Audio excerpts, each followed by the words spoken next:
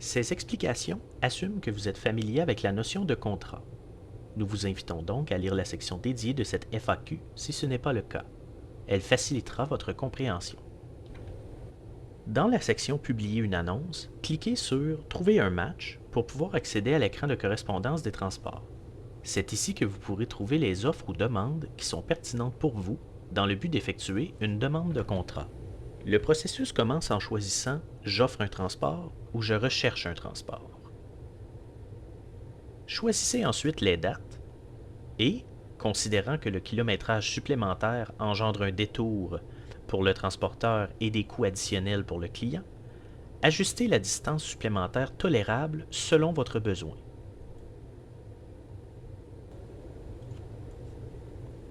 Assumons pour l'exemple suivant que vous désirez offrir du transport.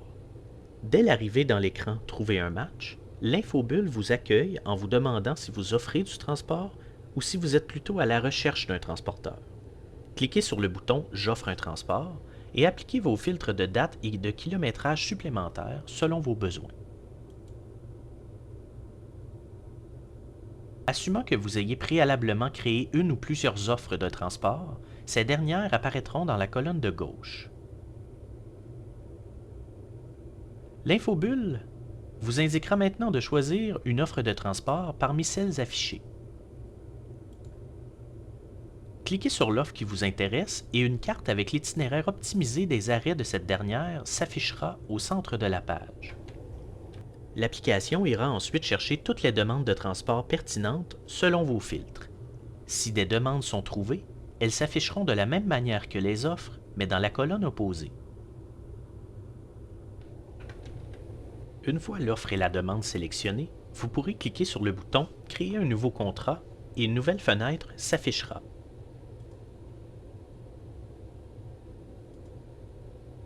Cette fenêtre inclut les coordonnées des deux parties,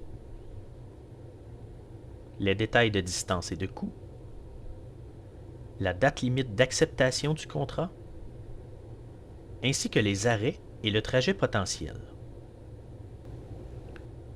Il y a également une section commentaires en bas de la page. Vous pourrez donc valider les informations, laisser un commentaire au besoin et envoyer votre demande de contrat à l'organisation réceptrice.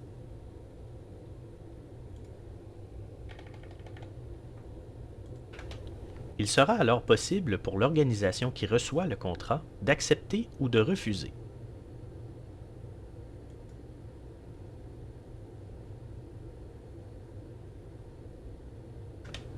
En tant que transporteur, vous aurez la possibilité d'annuler une demande de contrat que vous aurez créée tant qu'il n'a pas été accepté.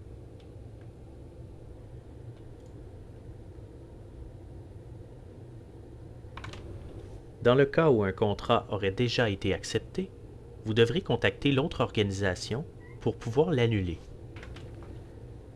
J'attire brièvement votre attention sur l'indicateur visuel présent lorsque des preuves de livraison sont manquantes sur un arrêt. Ce prérequis au paiement sera couvert dans la section « À quel moment les paiements sont-ils effectués » et « Comment ajouter une preuve de livraison » de cette même FAQ.